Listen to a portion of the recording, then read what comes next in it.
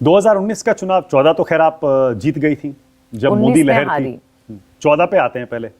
मोदी लहर चल रही थी, उसके बावजूद आपने वो चुनाव निकाला अपना। तो थोड़ा उस 14 के माहौल के बारे में मुझे बताइए, जब नरेंद्र मोदी की आंधी आ रही थी, उसके बावजूद आपने अपनी सीट निकाली, लेकिन बाकी जगह कांग्रेस का इतना बुरा हाल हुआ।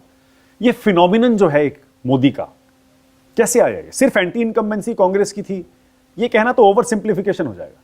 देखिए 14 में डेफिनेटली मोदी वेव पूरे देश में था, ये बिल्कुल कोई मना नहीं कर सकता। But I feel that I'll give you an interesting answer। जब मैं कई कांग्रेस के सीनियर लीडर्स के पास गई टिकट के लिए 14 में, क्योंकि तब मैं सोनिया जी राहुल जी को जानती, मतलब मिली भी नहीं थी। एक दो बारी कहीं है तो I had no connection with them.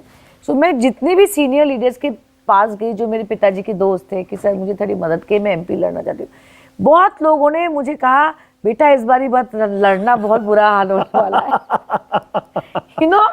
सो मुझे लगा कि ये क्या हो रहा है।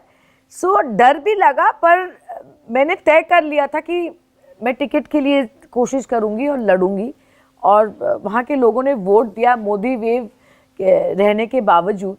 और मेरा मानना है उससे जुड़ा हुआ मेरे पिताजी का नाम भी था, सच्चाई अगर। और तब तक बीजेपी शायद असम में, नॉर्थ ईस्ट में उतनी मजबूत नहीं थी। हाँ, 19 में तरुण गोगोई जी की सरकार थी, because I think BJP came to power, no, sorry, 17 में BJP came to power in Assam, but BJP was definitely not so strong. So मुझे लगता है कि लोगों का आशीर्वाद है कि वेव में मैं जीत गई।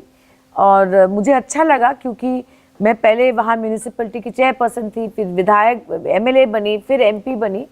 तो आई thank God and thank the people. पर वो पूरे देश में जो आंधी उस समय आई, एक तो एंटी इनकम्बेंसी थी कांग्रेस के खिलाफ 10 साल की, मान लिया, लेकिन उस फिनोमिनन के पीछे क्या वजह मानती? एक मोदी कुछ ऐसा नया लाए ना जो देश ने जिसको हाथों हाथ स्वीकार किया।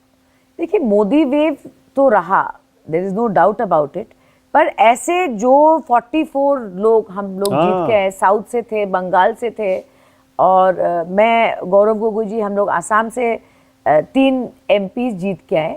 तो मेरा मानना है कि कई बार ऐसे भी होता है कि उस कॉन्स्टिट्यूएंसी में बीजेपी का एंटी इनकम्बेंसी रहता है, क्योंकि मेरे पिताजी हार गए लास्ट इलेक्शन। सो 5 साल बीजेपी के एमपी थे, तो उनके खिलाफ अगर आप उन्हीं को रिपीट कर रहे हो तो लोग भी तो परिवर्तन चाहते हैं। ये हो सकता है।